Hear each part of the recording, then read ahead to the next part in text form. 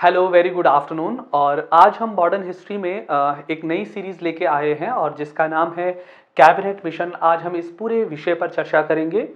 ये देखेंगे कि कैबिनेट मिशन भारत क्यों आया था और कितने लोगों का ये समूह था और इसके भारत पर क्या इम्पैक्ट रहे, क्या क्या इसके प्रोविजंस थे और मुस्लिम लीग और कांग्रेस में इस कैबिनेट मिशन के बाद उनकी कार्य योजना या ये हम ये कहें कि आगे आने वाली जो उनकी विचारधारा थी, उनके कार्य प्रोग्राम से उन पर क्या क्या इम्पैक्ट पड़े, आज इन सभी विषयों पर चर्चा करेंगे।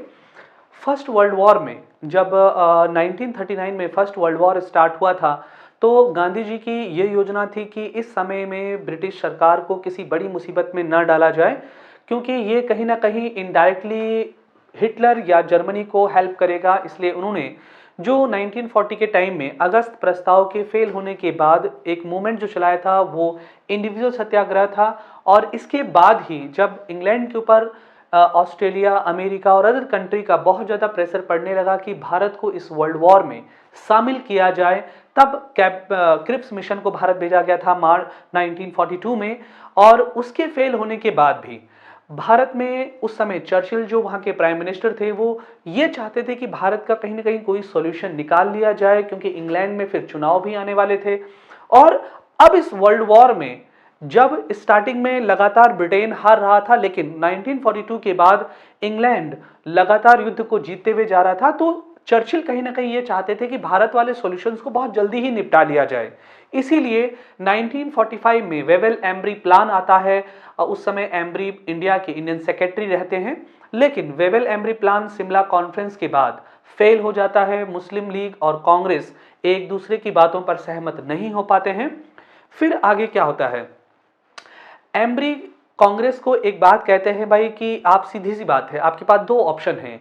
या तो आप मोहम्मद अली जिन्ना की वो बात मान लीजिए जिसमें वो ये कह रहे हैं कि मुसलमानों के लिए एक सेपरेट पाकिस्तान बना लिया जाए, या आप मुस्लिम लीग के खिलाफ मुसलमानों का एक ऐसा समूह भारत में तैयार करें जो मुस्लिम लीग या मोहम्मद अली जिन्ना की बातों को क्या कर लें, नकार लें कि उन्हें एक पाकिस्तान नहीं चाहिए।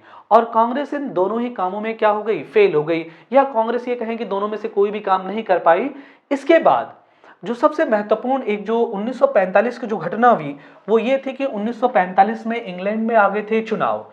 ये सेकेंड वर्ल्ड वॉर के बाद इंग्लैंड में चुनाव थे और चुनाव में आपको ये बात ध्यान रखनी पड़ेगी, दो पार्टियों के बीच चुनाव होने जा रहा था उस समय।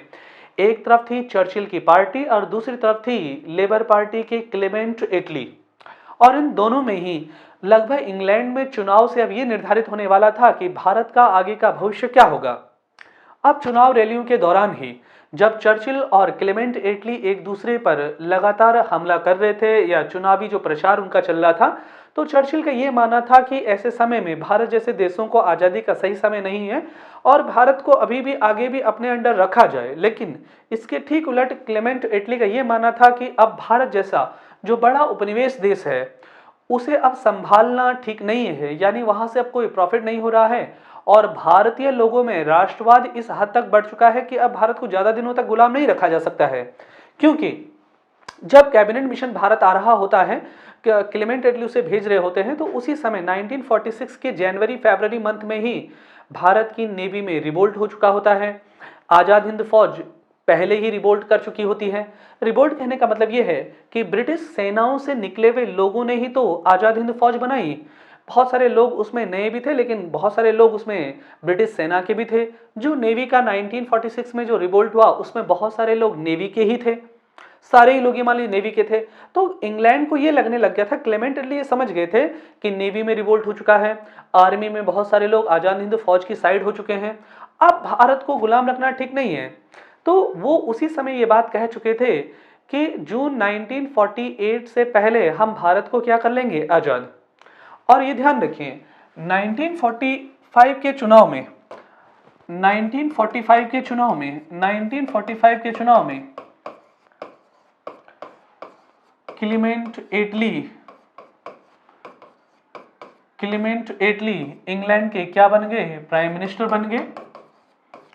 और उन्होंने किसे रिप्लेस किया, उन्होंने रिप्लेस किया या उन्होंने हराया मिस्टर चर्चिल को।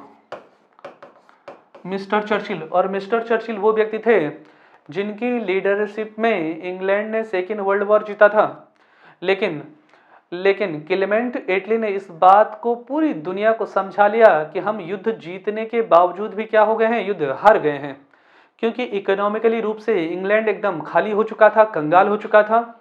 इसीलिए, और लोग ये बात समझ भी गए, लोगों के रोजगार जा रहे थे, इंग्लैंड की अर्थव्यवस्था से बुरे हाल, गरीबी बढ़ रही थी, बेरोजगारी, महंगाई बढ़ रही थी, इंग्लैंड का लगभग बहुत बुरा हाल था। इसीलिए क्लेमेंट एटली वहां के क्या बन गए, प्रधानमंत्री बन गए। और क्लेमेंट एटली जब वहां के प्रधानमंत्री बने तो क्लेमेंट एटली ये पहले डिक्लेयर कर चुके थे कि वो भारत में अब क्या भेजेंगे, वो क्या भेजेंगे, एक मिशन भेजेंगे, कैबिनेट मिशन भेजेंगे भारत। और जरा ध्यान दें, यहां पर एक और नोट करने वाला पॉइंट है कि क्लेमेंट एटली कौन सी पार्टी से आते थे, तो क्लेमेंट एटली आते थे लेबर पार्टी से। ये भी एग्जाम ओरिएंटेड है, बहुत ही इंपॉर्टेंट है। ठीक है, अब भारत की आजादी का या भारत को स्वतंत्र कराने का एक ड्राफ्ट बनाने के लिए एक मिशन भारत भेजने की तैयारी हुई। और एक मिशन जो भारत भेजने की तैयारी हुई वो हुई मार्च 1942 में। अब जरा ध्यान दें, 24 मार्च 1946 को एक मिशन भारत भेजा जाता है जिसे हम जानते हैं कैबिनेट मिशन। एक मिशन भारत भेजा गया जिसे हम कैबिनेट मिशन के रूप में जानते हैं। और इस कैबिनेट मिशन में 3 लोग थे, जरा सब लोग ध्यान दें, ABC 3 लोग थे। पहले जो थे वो थे पैथिक लॉरेंस, और ये थे भारत सचिव। एम्ब्री के बाद इन्हें भारत का अंतिम भारत सचिव बनाकर भेजा गया भारत। और अब इन्हें भारत की स्वतंत्रता का क्या करना था, रूपरेखा तैयार करनी थी। और दूसरे थे स्टॉफर्ड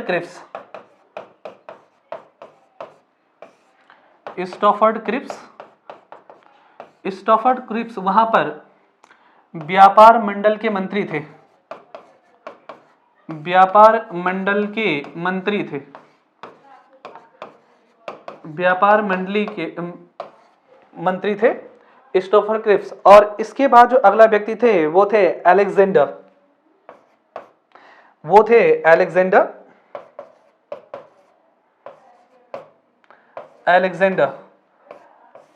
और अलेक्जेंडर थे वहां पर नेवी के मंत्री, यानी नौसेना मंत्री,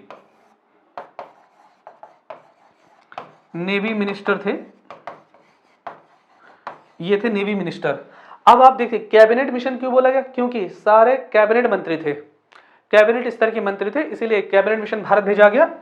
और इन्होंने 24 मार्च को जब इन्हें भारत भेजा गया तो इन्होंने अपनी रिपोर्ट जो थी वो प्रस्तुत करी। इन्होंने अपनी रिपोर्ट 16 मई 1946 को इन्होंने सरकार को अपनी रिपोर्ट प्रस्तुत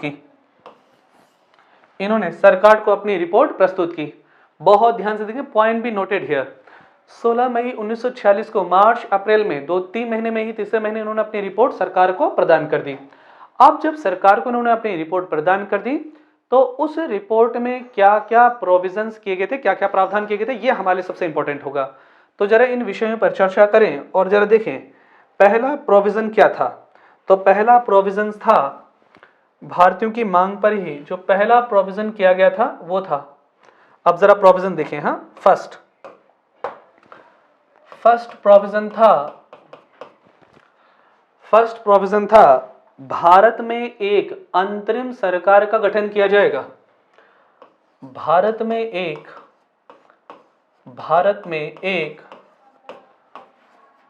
अंतरिम सरकार का गठन किया जाएगा। सरकार का गठन होगा, और सरकार का गठन इसलिए किया जाएगा क्योंकि जब तक भारत का संविधान बनकर लागू नहीं हो जाता तब तक ये भारत का कामकाज संभालेगी। इस सरकार का ये काम होगा। सरकार का क्या काम होगा, संविधान सभा का गठन किया जाएगा, संविधान सभा के चुनाव होंगे, इन सब मामलों की रेख देख सारा काम सौंपना इसको सरकार को था। क्लियर हो गया। अब दूसरा प्रोविजन था जो कि बहुत ही महत्वपूर्ण प्रोविजन था जिस पर हमें थोड़ा चर्चा भी करनी है। दूसरा प्रोविजन था भारत में एक संघीय प्रणाली लागू की जाएगी। भारत में एक संघीय प्रणाली लागू की जाएगी। अब संघीय प्रणाली का मतलब क्या होता है? संघीय शासन प्रणाली का मतलब होता है जहां पर दो सत्ताएं होती हैं, एक केंद्र की और दूसरे राज्य की, और दोनों सत्ताओं के मध्य यानी दोनों पॉइंट जो हैं, दोनों जो सेंटर पॉइंट हैं, उनके बीच में डिवीजन ऑफ पावर होता है। डिवीजन ऑफ, जैसे अभी हम मान लीजिए एक प्रधानमंत्री और 28 राज्यों के मुख्यमंत्री, तो एक केंद्र हो गया, 28 राज्य हो गया, और दोनों के बीच में डिवीजन ऑफ पावर हो जाना। तो जहां पर इस प्रकार का शासन प्रणाली होगी उसे हम क्या बोलते हैं? संघीय शासन प्रणाली। ऐसी शासन प्रणाली को क्या किया जाएगा? भारत में लागू किया जाएगा। और इस भारतीय संघ में जरा इस पर चर्चा कर ले जरा। जो संघ होगा इसमें दो प्रकार के राज्य होंगे। दो प्रकार के राज्य होंगे। कौन कौन से दो राज्य होंगे? एक होंगे देसी रियासतें, सब लोग ध्यान से देखें, देसी रियासतें, देसी रियासतें, और दूसरे होंगे ब्रिटिश स्टेट, ब्रिटिश राज्य। दूसरे कौन होंगे? ब्रिटिश राज्य। ब्रिटिश राज्य होंगे। और ब्रिटिश राज्य जो है वो भी दो पार्ट में बटे थे। ब्रिटिश राज्य जो है वो दो पार्ट में बटे हुए हैं। एक थे कमिश्नरी स्टेट, कमिश्नरी राज्य, और इनकी संख्या कितनी थी? 4।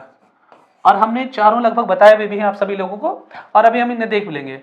और दूसरे थे प्रांत, ये कितने थे? 11। ये कितने थे? 11। अब कमिश्नरी राज्य कौन कौन से होंगे? कुर्ग हो गया कर्नाटक वाले क्षेत्र में, अजमेर हो गया, बलूचिस्तान हो गया, और कौन हो गया? दिल्ली हो गया। ये पॉइंट आपको ध्यान होने भी चाहिए कि 4 कमिश्नरी स्टेट कौन कौन से हैं, है ना। अब जरा सब लोग ध्यान दें, 4 कमिश्नरी राज्य हो गए।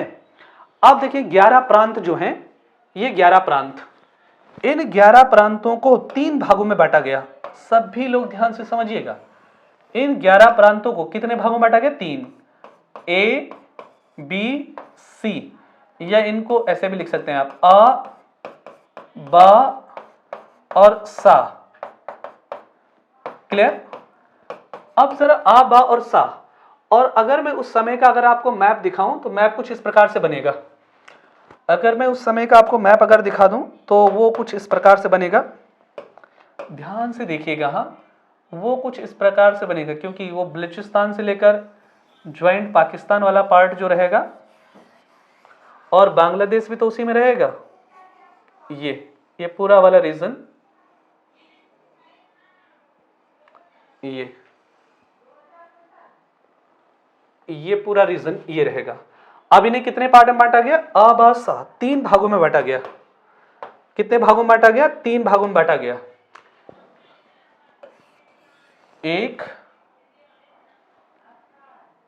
एक दूसरा शेष भारत होगा, 2 ये पूरा ये वाला पार्ट भी होगा इसी में,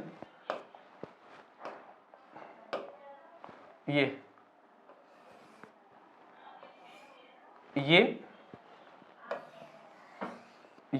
और पूरा भारत होगा, लगभग पूरा भारत बोले तो ये सारा भारत, ये पूरा भारत होगा। अब देखिए जरा कौन कौन सा राज्य किस किस में आएगा।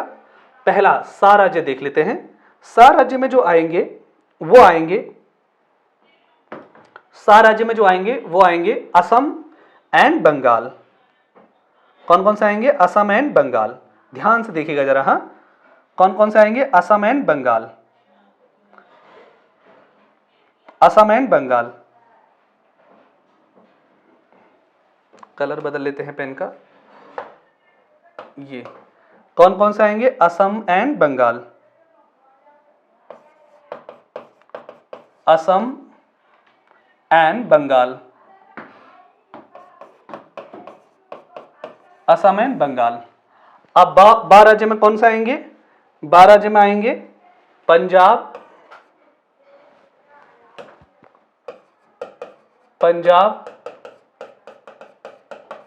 सिंध, नॉर्थ वेस्ट फ्रंट, उत्तर पश्चिमी सीमांत।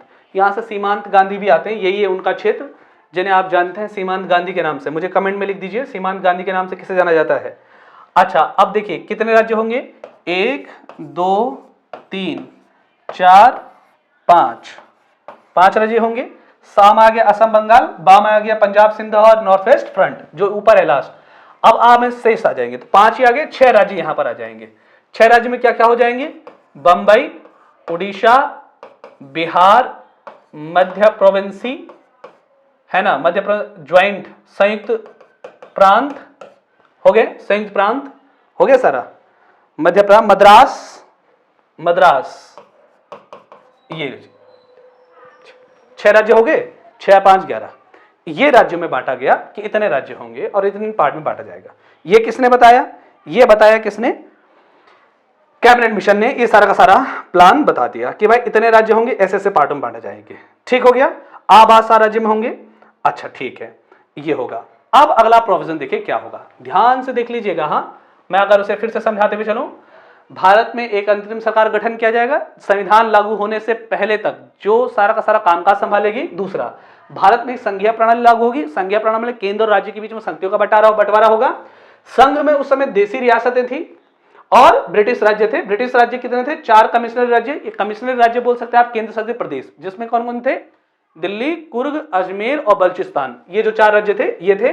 और प्रांत थे 11। 11 प्रांत को भी कितने पार्ट में बांटा गया? 3 पार्ट में बांटा गया, आ बा सा। सा में कौन कौन थे? असम और बंगाल। पंजाब में कौन थे? बा में कौन से? पंजाब सिंध और नॉर्थ वेस्ट फ्रंटियर वाला रीजन। और आ में कौन से थे? बिहार, उड़ीसा, बंबई, मिड प्रांत, मध्य प्रांत, संयुक्त प्रांत और मद्रास, ये वाले पार्ट थे। ठीक हो गया?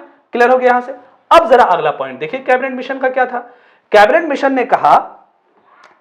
ने कहा कि जो संघ और प्रांतों के बीच में जो शक्तियों का बंटवारा होगा, है ना, देखिए पॉइंट अगला, संघ और प्रांतों के बीच में क्या होगा? प्रांतों के बीच में शक्ति का बंटवारा होगा। शक्ति का क्या होगा? बंटवारा होगा। और संघ के पास, यानी कि संघ के पास जो शक्तियां होंगी वो होंगी सिर्फ 3। कौन कौन सी? संचार, प्रतिरक्षा और विदेश। संचार का मतलब हो गया टेलीकॉम, प्रतिरक्षा का मतलब हो गया डिफेंस, है ना, और विदेश का मतलब हो गया फॉरेन। इन 3 पावर को कौन संभालेगा? संघ। और शेष पावर कहां जाएंगी? और सारी पावर किसको जाएंगी? स्टेट को, राज्य को जाएंगी। और सारी पावर किसको जाएंगी? स्टेट को।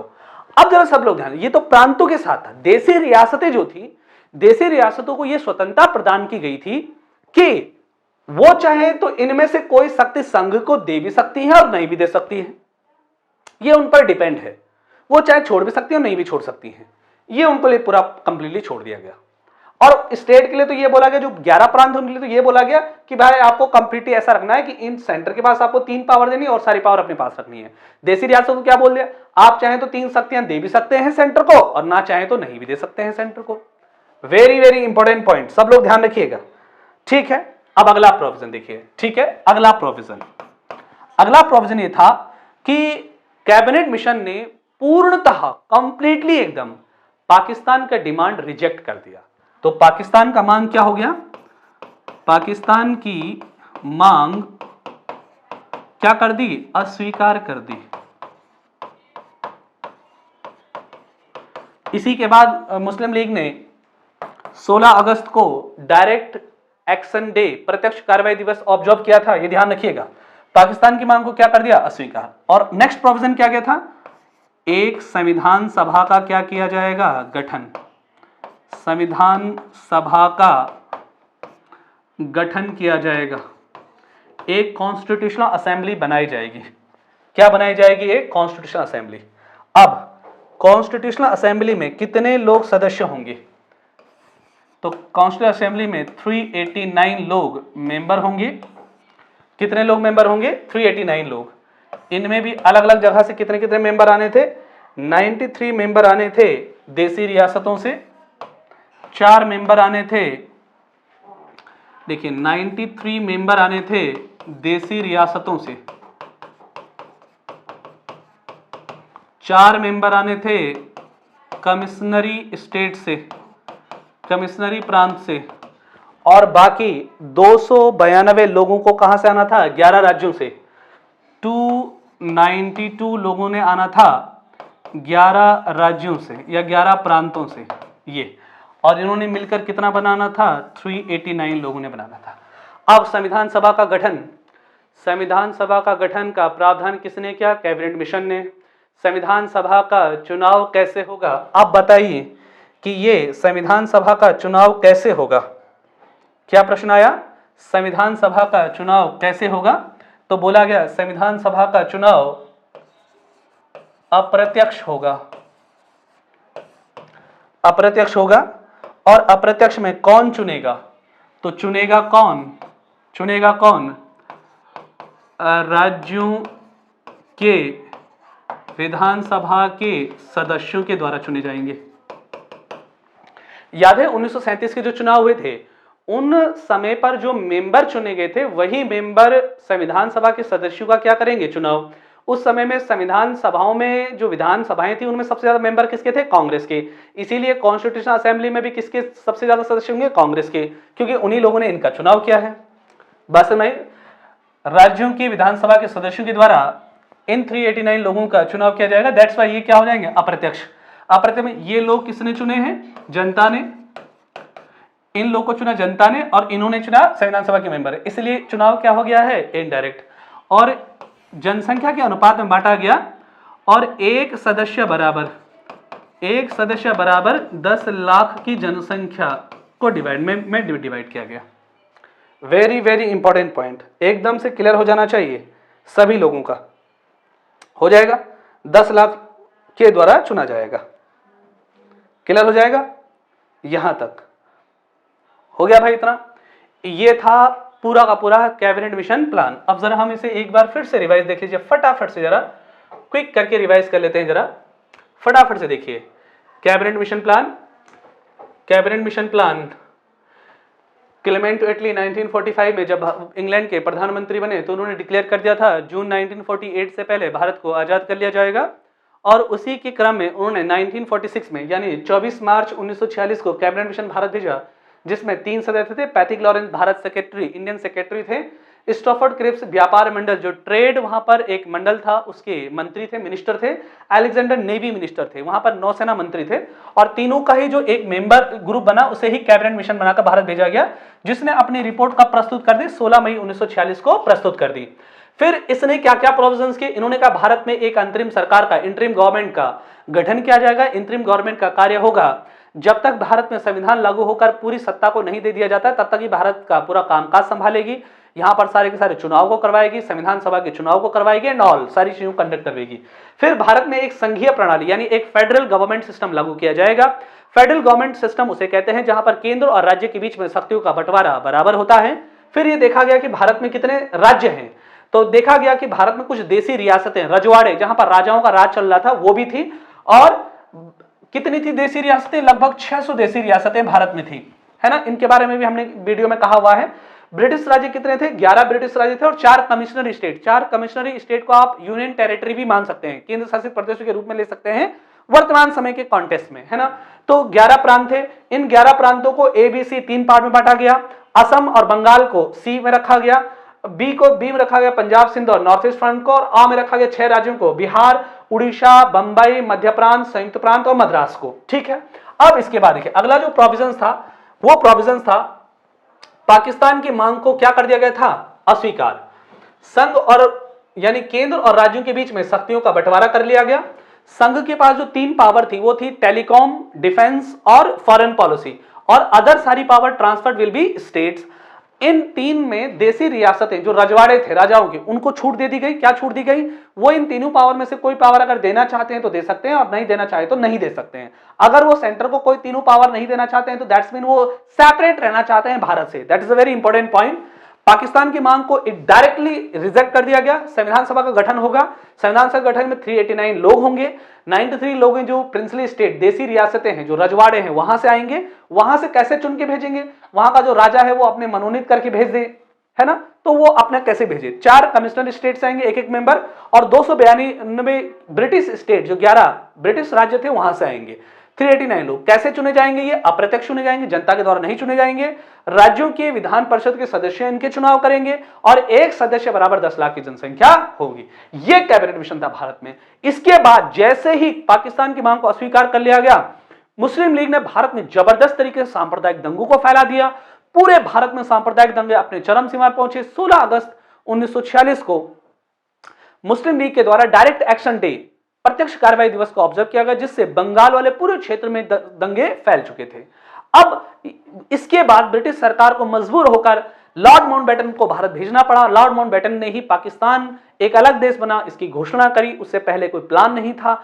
और कैबिनेट मिशन का भारत पर बड़ा दूरगामी प्रभाव पड़ा, क्योंकि संविधान सभा का गठन इसी मिशन के तहत हुआ।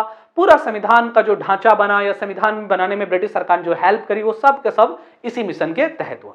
चलिए ठीक है, ये था एक कंप्लीट वीडियो कैबिनेट मिशन की। और हम आगे भी ऐसे ही रहेंगे। कोरोना टाइम में घर पर रहें, बहुत जरूरी काम होने पर भी बाहर जाएं, और सब लोग घर पर रहिए, सेफ रहिए, मस्त होकर पढ़िए। चलिए ठीक है, आज तक इतने ही।